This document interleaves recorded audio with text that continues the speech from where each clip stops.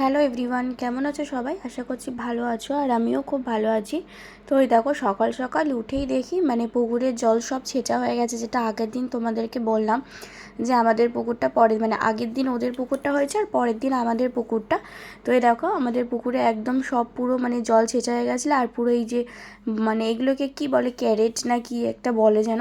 তো এগুলো করে ওই যে সবাই মাছ ধরছে, বাপন এসছে, একটা ভাই আর একটা ভাগনা হয়, তো ওরা দুজন মিলেই ওই কাদাতে নেমেছে। তো এখানে ওই দেখি মাছগুলো উঠছিল। আমাদের না অ্যাকচুয়ালি কী বলো তো, বেশি কিন্তু ওই লাইলেন্টিকা মাছই বেশি ছিল, আর শোল মাছ ছিল। তো ওইগুলোই ওরা ওরা ধরছিল। আর সত্যি বলতে আমি না কোনোদিন এরকম কাদায় নেমে মাছ ধরিনি। আমাকে বলছিল ইয়ার্কি মেরে যে কাদায় নাবো নাবো, কিন্তু আমি নাবিনি, আর ওরা দুজন মিলে ধরেছে, আর বাড়ির কেউই নাবিনি বলতে গেলে। আর এরা দুজন কিন্তু মাছ ধরার জন্যই এসছে। এরা মাছ ধরতে এতটাই ভালোবাসে যে বলে রেখেছিল যে যবে মাছ ধরা হবে তোমাদের বাড়িতে ডাকবে, আমরা যাব। তো ওই জন্য আরও বিশেষ করে ওরা এসছে, ওরা খুব ভালোবাসে মাছ ধরতে। তো ওই জন্য দেখো ওরা কতটা কাদা, পুরো একদম কোমর অবধি ঢুকে গেছে, কোমর অবধি ঢুকে গিয়ে তারপরে মাছগুলো ধরছে। আর এটা না ভোরবেলাই হচ্ছিলো, প্রায় তখন 7টা 6টা, 6:30 7টা থেকে শুরু হয়ে গেছে। আমি যখন এসছি উঠেছি ঘুম থেকে, তখন দেখলাম অনেক মাছ ধরা হয়ে গেছে, হাঁড়িতে পুরো ভর্তি ভর্তি ছিল। তো চলো তোমাদের সবটাই শেয়ার করব, তোমরা দেখতে থাকো। তো এই দেখো, হাঁড়িতে যে মাছগুলো আছে ওই মাছগুলো সেগুলো একদমই ছোট ছোট ছিল, চারা মাছ বলতে গেলে, মাছের বাচ্চা বাচ্চা একদম মাছ। ওইগুলো অন্য পুকুরে গিয়ে আবার দেওয়া হবে। যে আমাদের এই পাম্পটা লাগিয়ে, পাম্প বলছি সরি, হ্যাঁ ওই পাইপ লাগিয়ে জলটা ছিঁচে দিচ্ছিল আর কি। তো উনি মাছগুলো নিয়ে চলে যাবে বললো। ওনার আর একটা পুকুর আছে, তো ওখানে ওই মাছগুলো দেবে, বিক্রি করে দেওয়ার মতন আর কি। আমরা বিক্রি করে দিয়েছিলাম ওই মাছগুলো। আর বড় বড় মাছগুলো আমরা রাখবো, কারণ আমরা খাবো, আর চারিদিকে আমাদের যত লোকজন আছে তাদেরকেও দিতে হবে। ওই দেখো, দেখছো কত মাছগুলো পুরো ছটপট ছটপট করে যাচ্ছে। আর সত্যি আমার বিয়ের পরে এটা ফার্স্ট টাইম পুকুর ছেঁচা হলো, এর আগে কোনো দিনও হয়নি। আমার 5 বছর বিয়ে হয়েছে, তো এর আগে কোনো দিনও পুকুর এইভাবে পুকুরে জল সব সরিয়ে দিয়ে এরকমভাবে মাছ ধরা হয়নি, এটাই প্রথম। আর আমিও প্রথম দেখলাম। ওই দেখো কীভাবে যাচ্ছে শোল মাছটা, পুরো লাফিয়ে লাফিয়ে চারিদিকে।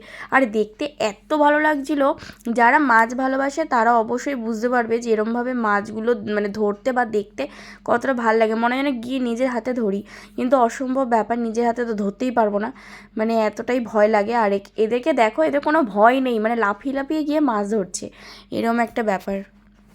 আর ওই দেখো মাছগুলো কীরকম কিলবিল কিলবিল করছে, সত্যি ধরবে কি, পালাতে পারলে বাঁচে, এরকম একটা ওদের অবস্থা। আর এত মাছ, তাও বলছিল সবাই নাকি এবারে কম মাছ উঠেছে, আগের বারে নাকি পুকুর ছেঁচা যখন হয়েছিল তখন আরও বেশি মাছ হয়েছিল। এই দেখো, এইগুলো হচ্ছে সেই চারা মাছগুলো যেগুলো তোমাদেরকে দেখালাম। আর এই মাছগুলো এখন এই যে ওজন করে বিক্রি করে দেওয়া হচ্ছে। আর যে ওই নিয়েছে ইয়েটা বসিয়েছে, তো মেশিনটা বসিয়েছিল জলের, সেই এই মাছগুলো নিয়ে নেবে। দেখো পুরো হাঁড়ি ভর্তি করে এই মাছগুলো নিয়ে নিচ্ছে ওনারা। আর আমাদের জন্য এই যে বড় মাছগুলো রাখা হচ্ছে, তোমরা হয়তো অতটা বুঝতে পারবে না, জলের মধ্যে রয়েছে।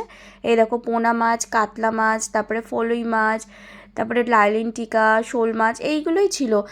তাও অনেক মাছই ছিল, কিন্তু বলছে যে অন্যবারের তুলনায় কম। আর এইগুলো হচ্ছে ছোটো ছোটো মাছ, যেগুলো আমরা দিয়ে দিয়েছিলাম, বিক্রি করে দিয়েছিলাম, সেই মাছগুলো সব থেকে বেশি ছিল। এত বাচ্চা দিয়ে দিয়েছে বলার মতো না, লাইলেন্টিকার বাচ্চা পুরো ভর্তি ছিল। হ্যালো এভরিওয়ান, তো দেখো এখন একটুখানি বিকেলবেলা রেডি হয়ে নিয়েছি, আর এখন যাব একটু বাপের বাড়িতে, বাপের বাড়ি যাবো, আর একটু আইব্রো করবো এরকম। তো কারণ কালকে হচ্ছে মামামের জন্মদিন, তো সেই জন্যই আর কি যাচ্ছি। তো চলো।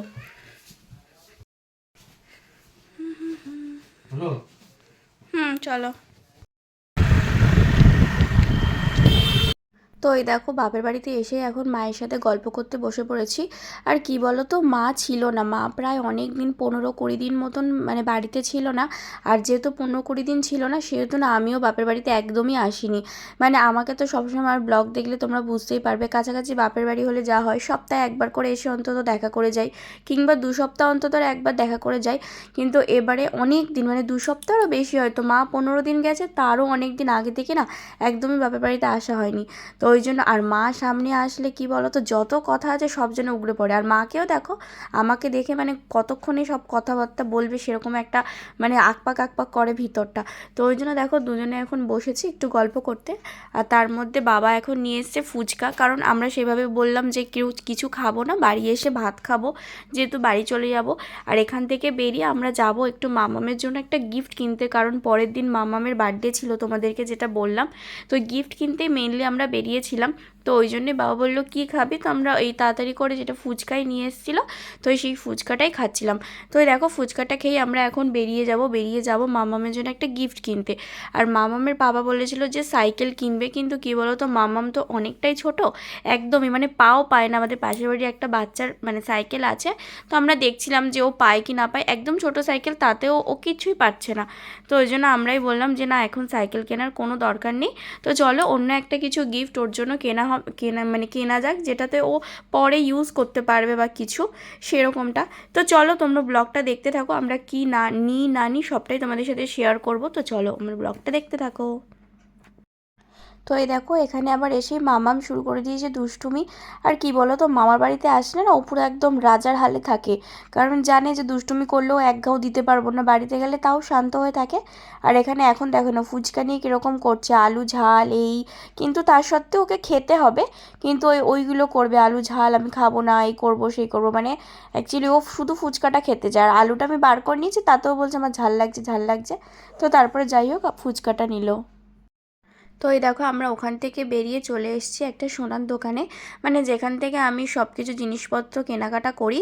তো সেই দোকানটায় এসেছি, সেই কাকাটার দোকানেই এসেছি। আর এসে দেখো ওর জন্য তো একটা জিনিস কিনলাম, আর তারপরে আমি নিজের জন্য আবার জিনিস দেখতে শুরু করে দিয়েছি। মানে ভাবছি যে ওর জন্য তো নেওয়া হয়েছে, এবার নিজের জন্য কী নেবো বলে অনেকগুলো কানের দেখছিলাম। কিন্তু কি বলো তো মানে এখন তো সোনার দামটা সত্যি প্রচুর পরিমাণে বেশি, তো ওই জন্য চিন্তাভাবনা করছিলাম যে নেব কি নেব না।